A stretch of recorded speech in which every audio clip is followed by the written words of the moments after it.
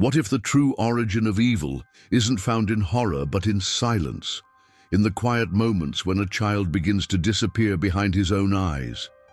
Jeffrey Dahmer is often remembered for the grotesque nature of his crimes. 17 young men murdered, dismembered, photographed, and in several cases, cannibalized. His actions shocked the world not only for their brutality, but for the eerie composure with which he described them. Yet behind this calculated monstrosity was a boy raised in a seemingly typical Midwestern home, one that, beneath the surface, was unraveling. A house filled not with screams, but with emotional withdrawal, tension cloaked in civility, and the kind of absence that leaves deep, invisible scars. His mother, consumed by her own internal battles, often oscillated between emotional instability and detachment.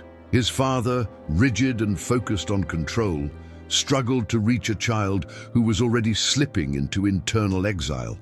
No single trauma marked the beginning.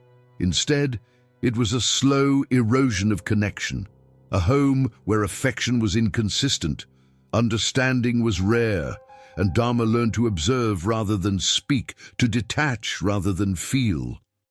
Have you ever wondered what truly drives a mind like this? Stay with me. The truths we are about to uncover go deeper than you might expect.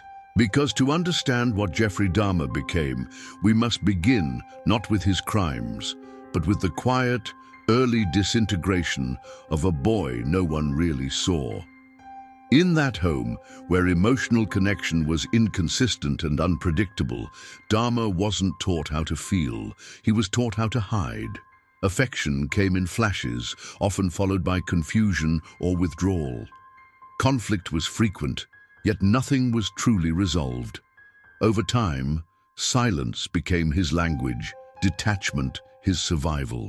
What we see later, the cold control, the emotional vacancy, may have begun here, in a house where empathy never found firm ground.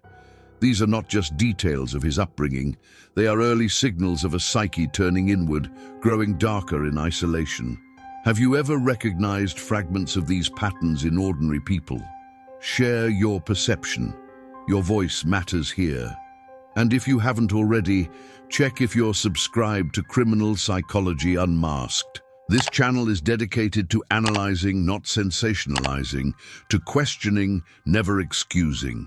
By subscribing, you stay connected to the deeper exploration of the human mind behind the most disturbing acts.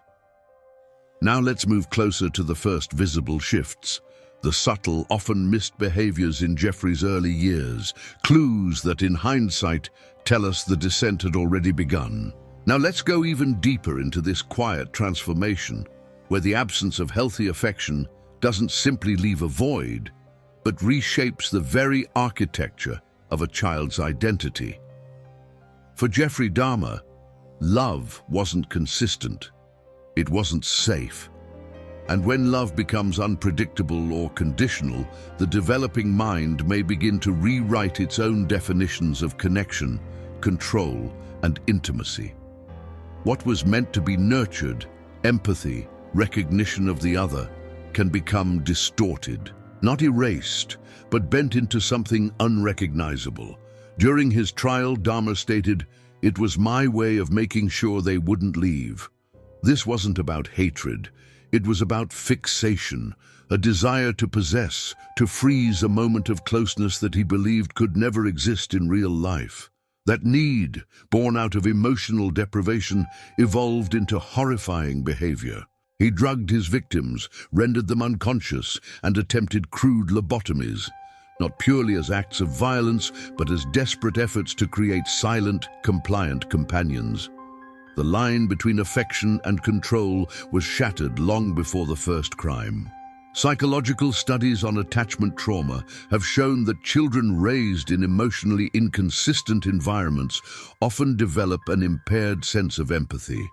But in rare cases, particularly when other neurological or personality vulnerabilities are present, this distortion can evolve into a worldview where control replaces connection and the humanity of others becomes secondary to the internal void. Dahmer's early relationships were marked by discomfort and withdrawal. His teenage years revealed a growing obsession with anatomy, animal dissection, and eventually fantasies of domination. Behind these behaviors was not a lust for chaos, but a methodical construction of a reality where he would never again be left alone. The complexity of this mind doesn't end here. As we follow the trajectory of Jeffrey Dahmer's early years, a disturbing pattern begins to emerge, not through outbursts or rebellion, but through silence, withdrawal, and fixation. In childhood, Dahmer showed little interest in social interaction. He was often described as quiet, distant, and emotionally flat.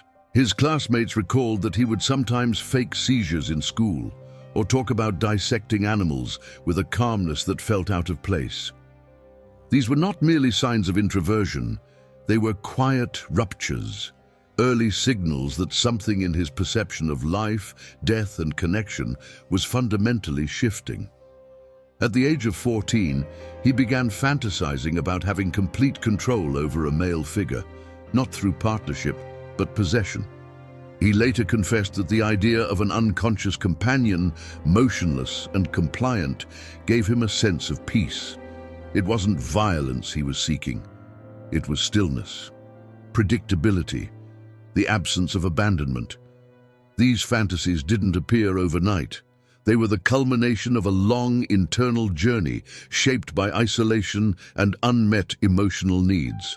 Yet the most haunting part of this progression is how long it went unnoticed. Teachers, neighbors, even his own family saw the oddness, but not the danger. One of the most striking revelations from this case is not just what Dahmer became, but how many times he was almost seen and still passed by. What stops us from acknowledging these signals? Is it a lack of tools to recognize psychological fragmentation? Or is it the terrifying possibility that evil doesn't erupt? It develops slowly, in familiar places.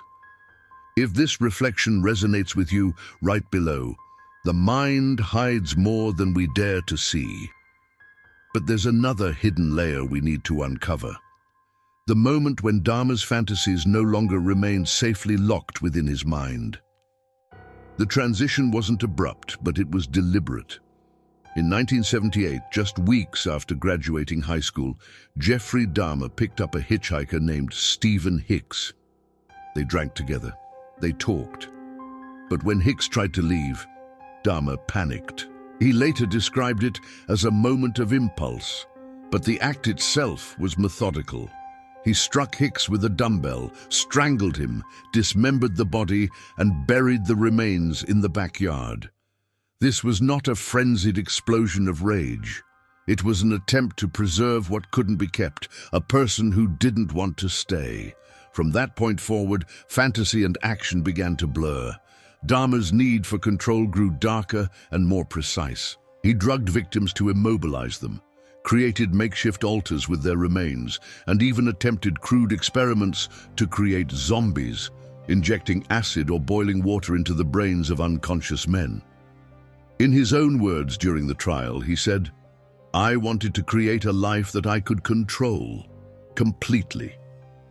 This wasn't about chaos. It was a calculated construction of a reality where others existed only as extensions of his will. Here the question sharpens.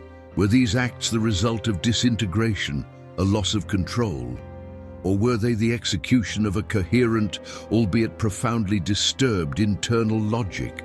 The distinction matters, not for judgment, but for understanding. Because what Dahmer did was not simply a descent into madness.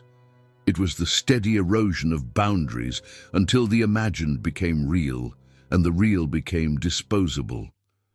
Now let's go even deeper into this confrontation between the clinical and the incomprehensible.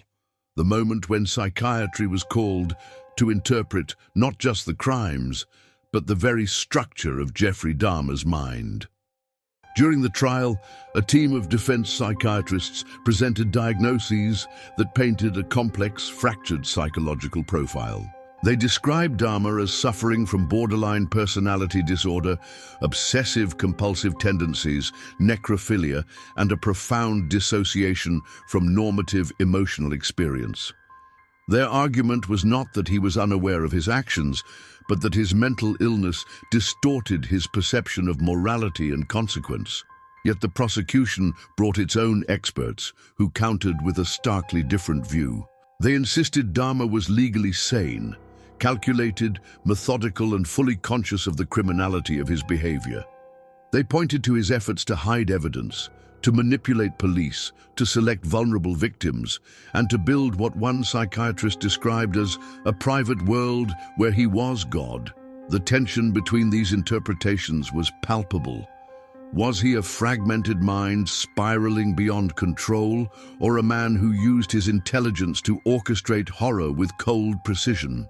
In one of the most chilling moments of the trial, Dahmer himself addressed the court. "I knew I was sick or evil or both," he said, "not because of the things I did, but because of the pleasure I got from them." That confession pierced through the courtroom, a raw collision between recognition and detachment, between identity and monstrosity. The jury ultimately sided with the prosecution. Dahmer was found legally sane and sentenced to 15 consecutive life terms. But beyond the legal outcome remains the unresolved question: how do we truly define responsibility when the mind itself is the crime scene? If this reflection resonates with you, write below. The mind hides more than we dare to see. The complexity of this mind doesn't end here. It echoes into the courtroom, where the final act of justice attempted to frame something almost beyond moral architecture. On February 17, 1992, Jeffrey Dahmer was sentenced to 15 consecutive life terms, a total of 957 years behind bars. The courtroom was silent when the verdict was read, not from shock, but from a kind of collective reckoning. He was declared legally sane, not a product of psychosis, but of a conscience that chose to act despite understanding. That decision in itself carried a weight that extended far beyond the courtroom walls. Dahmer listened to the sentence without resistance, then addressed the court. "I never wanted freedom. Frankly, I wanted death for myself. This was a case to tell the world that I did what I did not for hate, but for selfishness. I knew I was wrong." In those words lies the unsettling paradox: a man capable of reflection, and yet capable of horrors that shattered lives and communities. For many, that duality was the most disturbing revelation of all. The public reaction was divided. Some demanded execution, others, though fewer, called for deeper examination, not out of sympathy, but out of a need to understand how someone becomes this, what society builds or fails to build. When justice punishes, it offers closure. But when it punishes without understanding, it leaves the roots intact. And perhaps the most uncomfortable truth is this: recognizing humanity in someone like Dahmer doesn't excuse the inhuman, but it does force us to look at ourselves, at what we ignore, repress, or deny. Now let's go even deeper into this final, often forgotten dimension of the story, the ones who shared his last name, his blood, and his earliest memories. What does it mean to be the parent of someone like Jeffrey Dahmer, to raise a child who, decades later, becomes the center of one of the most disturbing criminal cases in modern history? Lionel Dahmer, Jeffrey's father, faced that unimaginable burden. In interviews and later in his memoir, A Father's Story, Lionel described his son not as a monster, but as someone he loved and failed to understand. He admitted to missing signs, to being emotionally distant, and to not knowing how to reach the boy who was quietly unraveling in his own home. Joyce Flint, Jeffrey's mother, struggled with mental illness for much of her life. Accounts suggest that she was often overwhelmed, emotionally unstable, and at times entirely absent. After the arrest, she expressed anguish, but rarely appeared publicly, retreating from a world that now viewed her not just as a failed parent, but as part of the origin. And yet, can blame fully reside with them? Or were they too fragments of a larger dysfunction, victims of unexamined cycles of detachment, silence, and emotional absence? The parents of serial offenders live in a peculiar limbo, not perpetrators, but forever linked to the crime. Their pain is layered: guilt, loss, shame, and the enduring question of, what did I miss? What does it say about society that we so rarely ask what was missing in the homes of those who later commit atrocities? How many families are today nurturing invisible fractures, mistaking silence for peace? This is where the deeper discomfort lies, not in the horror of the crimes themselves, but in the ordinariness of their beginnings. A quiet house, a distracted father, a struggling mother, a boy who didn't scream but withdrew. The transformation didn't erupt, it unfolded in small, almost imperceptible steps. And that's what frightens us the most. Because if evil can be born in silence, nurtured in routine, and cloaked in normalcy, then where else might it be taking root right now? The story of Jeffrey Dahmer is not just a descent into depravity. It's a mirror held uncomfortably close to our collective denial. The truth is, we often don't see the unraveling until it's far too late. And sometimes we choose not to look at all. In examining his parents, not to excuse but to understand, we are forced to confront a difficult reality. Monsters don't just appear, they're shaped, unnoticed, within the folds of everyday life. If you've come this far, it means you understand the value of looking beyond headlines into the shadowed corridors of the human mind. That's exactly what we do here at Criminal Psychology Unmasked.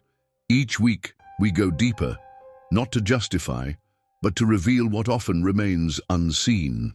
If this reflection offered you new layers of perception, consider subscribing. It's not just a channel. It's an ongoing investigation into the fragile boundaries of thought, behavior, and identity. Leave your thoughts in the comments, right below. The labyrinth never ends. Your perspective adds dimension to the dialogue, and this space was built for those who ask more than they accept. If you found value in this analysis, a like helps signal that serious, nuanced discussions about human behavior have a place on this platform. The human mind remains an endless labyrinth, and every case we explore only reveals how fragile the line between reality and darkness can be. In our next journey, we'll dive into another mind shaped by forces just as hidden, just as powerful. I'll be waiting for you in the next video.